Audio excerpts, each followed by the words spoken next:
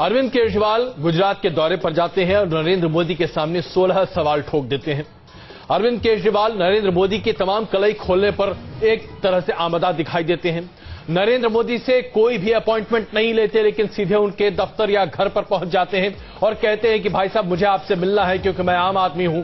अरविंद केजरीवाल नरेंद्र मोदी की तमाम कलई खोलने पर एक तरह से आमदा दिखाई देते हैं। नरेंद्र मोदी से कोई भी अपॉइंटमेंट नहीं लेते, लेकिन सीधे उनके दफ्तर या घर पर पहुंच जाते हैं और कहते हैं कि भाई साहब मुझे आपसे मिलना है क्योंकि मैं आम आदमी हूं। और ये दर्शाने की कोशिश करते हैं कि अगर गुजरात में कुछ भी कर पाना है तो आपको पहले नरेंद्र मोदी से इजाजत लेनी पड़ेगी।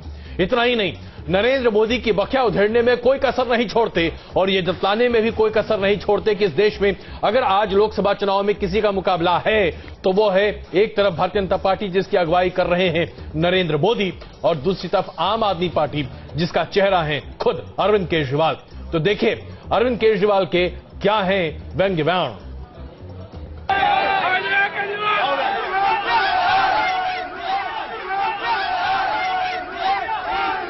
बिन बुलाए मेहमान ने जब मोदी के घर जाने की जिद ठानी तो हंगामा बरप गया।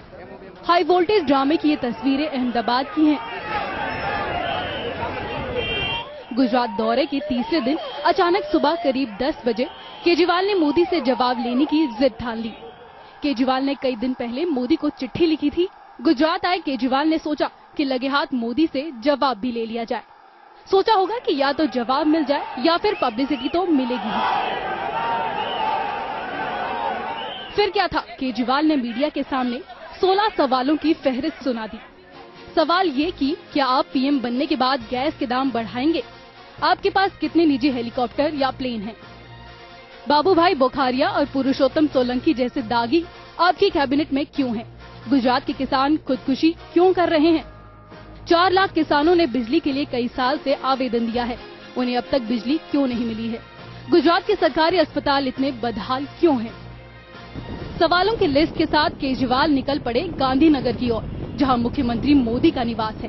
साथ था मीडिया का हुजूम और कार्यकर्ताओं का कारवां। पहले से मुलाकात का वक्त मुकर्रर नहीं था, लिहाजा ये कारवां तो रुकना ही था। पुलिस ने बीच रास्ते में केजरीवाल को रोक लिया। आनन फानन में मनीष सिसोदिया मुलाकात का वक्त मांगने निकले, लेकिन मोदी ने बैरंग लौटा दिया। अगर किसी राज्य का मुख्यमंत्री या पूर्व मुख्यमंत्री किसी मुख्यमंत्री से मिलने पहुंचे और उसके पास में समय है तो कल क्यों नहीं बुला दिया था? ये बता दिया था, इंटीमेशन दे दी थी। कल भी दे सकते थे, आज में भी। आपने क्यों नहीं कल दे दिया? मतलब ये बता देते, सुबह याद आया तो सुबह में क्या नुकसान? कुछ होने से बच जाता। नहीं तो हम तो आगे मिल लेंगे। मैं कह रहा हूँ मैं अपॉइंटमेंट लेने आया हूँ, आज अगर फ्री है तो आज मिल ले। जानबूझ के नहीं जानबूझ के क्यों? क्या आपको इतना पूरा माइलेज के लिए इस तरह से रोका जाएगा? इन्हें भी मिलने नहीं दिया जाएगा? इसमें माइलेज क्यों? मेरे को तो माइलेज। एक तरफ केजरीवाल का सियासी ड्रामा था तो दूसरी तरफ बीजेपी के काले झंडे। बीजेपी ने केजरीवाल पर सीधा अटैक किया, पब्लिसिटी के लिए हंगामे का इल्जाम लगा दिया। उनको मिलना है ही नहीं, उनका केवल स्टंट करना है, पब्लिसिटी में बने रहना है और इसलिए वो अब वहां से बोले हम अभी दिल्ली वापस जा रहे हैं। तो इस तरह का यह आवारागर्दी है या अराजकता है। जनता के प्रश्न पूछना ड्रामा है तो ड्रामा से। अहमदाबाद से गांधीनगर 3 घंटे तक सड़क का ड्रामा हुआ और फिर केजरीवाल निकल पड़े जयपुर की ओर। अभी गुजरात में केजरीवाल के दौरे के 3 दिन गुजरे हैं, 1 दिन बाकी है, लेकिन ये साफ हो गया है कि अब उनका मुख्य निशाना मोदी है। अरविंद केजरीवाल ये बखूबी जानते थे कि गुजरात में उनके पास न तो दिल्ली जैसी लोकप्रियता है, न ही मजबूत संगठन। इसलिए उन्होंने मोदी के घर बिना बुलाए दस्तक दे दी। मोदी मिलते तो भी खबर बनती और मोदी नहीं मिले तो भी खबर बनी और खूब सुर्खियां भी बटोरी। यानी अरविंद केजरीवाल का मकसद सफल रहा। कैमरामैन कमल किशोर के साथ बिनास त्यागी, अहमदाबाद, गुजरात न्यूज नेशन। तो ये दिन भर सियासी ड्रामा चलता रहा। केजरीवाल की मोदी से मुलाकात तो नहीं हुई, लेकिन उन्होंने मोदी पर हमले का कोई मौका नहीं छोड़ा। दरअसल केजरीवाल गुजरात मॉडल के सच को तलाशने गए थे और उन्होंने क्या निकला? उन्होंने मोदी के हर दावे को झूठा करार दिया। अब ये 1947 में ये देश आजाद हो गया, जनतंत्र आ गया, जनता का शासन है। जनता के शासन में जनता से बात करनी होती है। जनता कहती है हमारे साथ बैठो, हमारे साथ चाय पियो। Many of the devil's advocate, many would be saying this is theatrics, this is drama. This is what you did in Delhi also. Let it be. How does it matter? जनता के प्रश्न पूछना ड्रामा है तो drama सही। Does it help you really position yourself as a potential and a much stronger candidate as the Prime Minister of India? नहीं, मेरे को नहीं बनना प्राइम मिनिस्टर। मेरे को लोकसभा चुनाव हमारा मकसद नहीं, हमारा मकसद देश से भ्रष्टाचार दूर करना है। और हम ये कहना चाह रहे हैं कि पिछले 1 साल से इस आजाद भारत का सबसे बड़ा षड्यंत्र खेला गया इस देश के अंदर। नरेंद्र मोदी को कुछ मीडिया वालों ने मिलकर ऐसा प्रोजेक्ट किया कि वो इस देश के विकास को झूठ बोला, मीडिया वालों ने झूठ बोला, नरेंद्र मोदी जी ने झूठ बोला, और 1 साल से जो दिखा रहे हैं सब गलत दिखा रहे हैं, सारा डेटा गलत दिखा रहे हैं।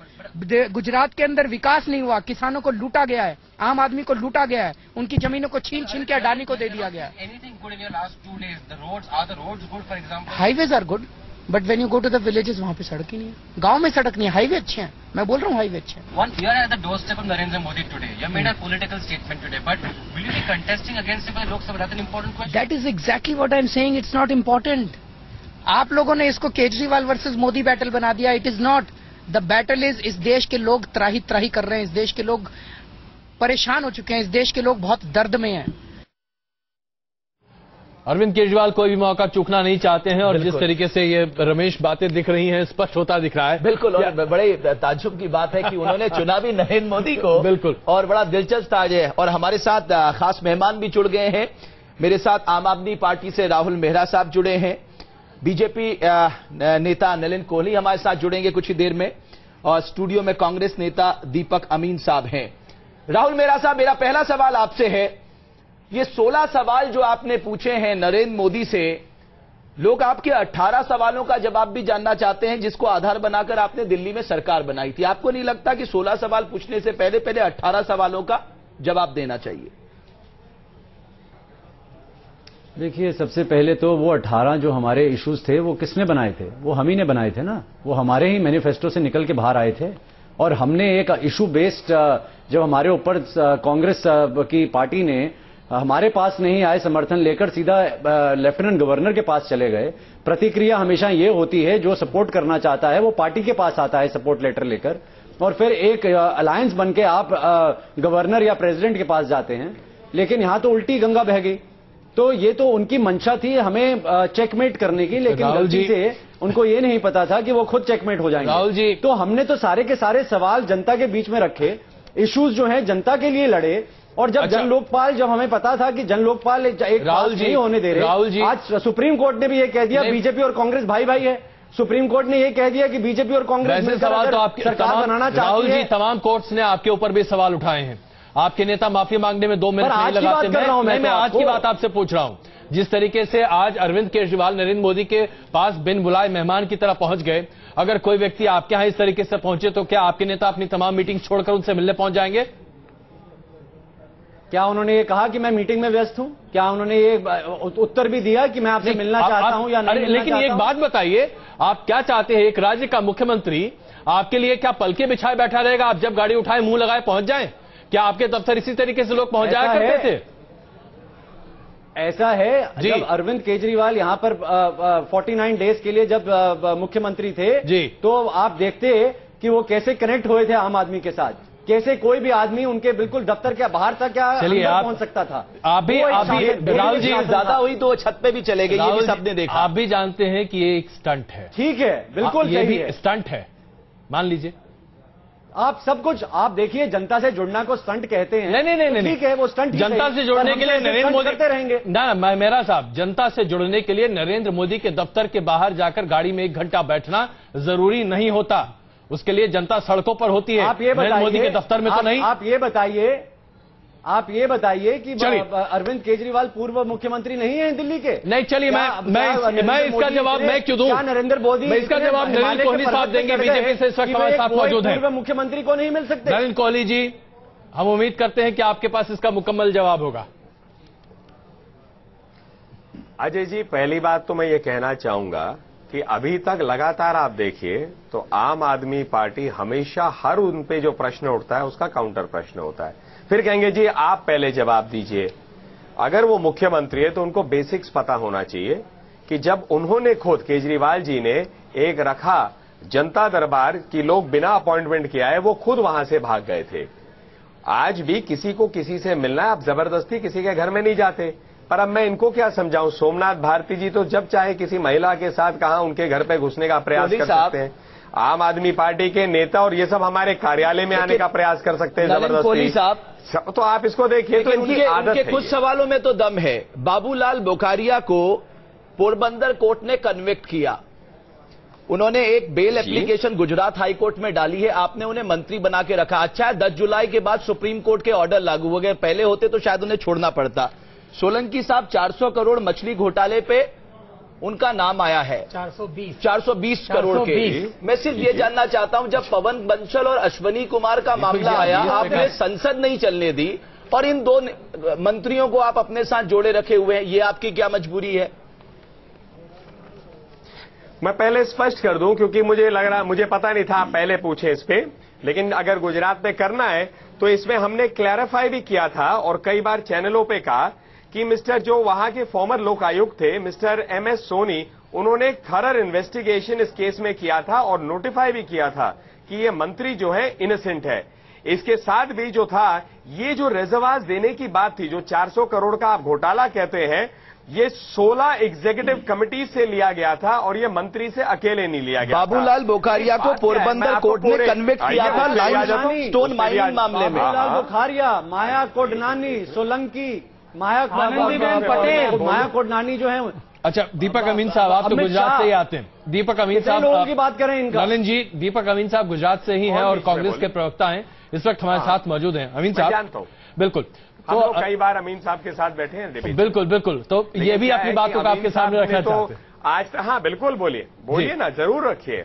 मतलब आप क्या है, डिबेट्स अगर ऐसे तय कर लेते, अगर डिबेट्स आज हम बात करने वाले हैं आरोप प्रत्यारोप पे, आरोप प्रत्यारोप की बात नहीं है, भी सामने ले आता, मुझे कोई दिक्कत नहीं है। नलिन जी, मतलब आज बात किस पे होनी है तय कर लेते। बात जो हम कर रहे हैं वो ये है कि किस तरीके से हर कोई मोदी जी पर वार करता दिख रहा है।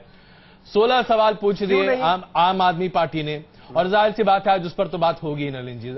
अब जिस तरीके से डेवलपमेंट और उत्तर एक भी नहीं मिलेगा। अच्छा। आपके पूरे प्रोग्राम में नलिन जी एक भी सवाल का उत्तर नहीं देंगे, सिर्फ सवाल के ऊपर 10 सवाल खड़े नहीं, मेरा साहब क्षमा चाहूंगा, मेरा साहब मैं आपसे क्षमा चाहूंगा। मेरा साहब मौके पर चौका मत मारिए, आपके पास भी बहुत सारे ऐसे सवाल हैं जिसके जवाब आप नहीं दे पाते। बिन बुलाए मेहमान की तरह अगर आप पहुंच जाते, देखिए आप बुरा मत मानिएगा, मैंने सवाल पूछा था सीधा।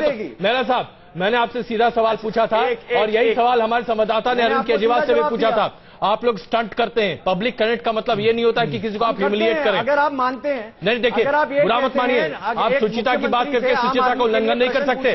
स्टंट है तो हम स्टंट करते हैं, मानते हैं हम। अरे तो ये तो बड़ा अच्छा हो गया, मैंने हम कहे कि मैं नंगा हूं तो नंगा रहूंगा।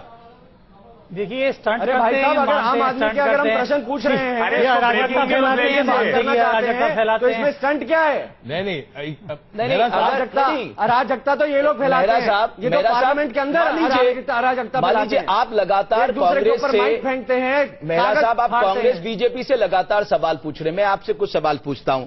आपका मुद्दा नंबर 8 था दिल्ली की अनधिकृत कॉलोनियों को रेगुलराइज करने का, मुद्दा नंबर 9 था दिल्ली की झुग्गी बस्तियों को रेगुलराइज करने का, स्थायी और नियमित कार्यों के ठेकेदारी के कर्मचारियों को रेगुलराइज करने का, महिला सुरक्षा, एजुकेशन, हेल्थ, न्याय व्यवस्था। कहां है ये सवाल जो दिल्ली की जनता अब आपसे पूछ रही है? मोदी से आप पूछिएगा सवाल, आपका हक है, आपको भी तो इन सवालों का जवाब देना चाहिए। अगर आप सुनना चाहें तो मैं जरूर दूंगा, लेकिन अगर आप मुझे काटेंगे तो मैं नहीं दे पाऊंगा। नहीं महाराज जी, अगर आप चाहते हैं, मुद्दा नंबर 2 क्या था जो आपने लिस्ट पकड़ी है, उसका मुद्दा नंबर 2 क्या था? आप वो भी पढ़ के बताइए अपने ऑडियंस को, अपने व्यूअर्स को। नहीं, केवल मुद्दा नंबर 2 क्या था? आपने 18 मुद्दे प्रॉमिस किए थे, एक मुद्दा प्रॉमिस नहीं किया था। पूछ रहा हूं भाई साहब की बात कर रहे हैं, ये 18 मुद्दे 5 साल के थे कि ये 18 मुद्दे 49 डेज के थे? आप बताइए ना। जन लोकपाल हमारा पहला मुद्दा था, नंबर 2। अच्छा चलिए, जन लोकपाल 15 दिन के अंदर हमने बोला था मेरा साहब, और जन लोकपाल के ऊपर बहुत कुछ निर्भर था। मेरा साहब दिल्ली की सरकार की बात छोड़िए, मैं आपसे सीधे तौर पर यह पूछ रहा हूं। चलिए आइए चर्चा को आगे बढ़ाते हैं। मैं एक सीधा सवाल पूछता हूं अमीन साहब आपसे भी, आखिरकार ऐसा क्या है कि आप लोग सबको हाथ धोकर नरेंद्र मोदी के पीछे पड़ गए? क्या आप लोग को लगता है कि यही सबसे बड़ी ताकत है? और अगर ऐसा है तो आप लोग सब मिलजुल कर एक तरफ हो जाइए, ज्यादा बेहतर है। कांग्रेस और आम आदमी पार्टी पहले भी एक साथ थे, फिर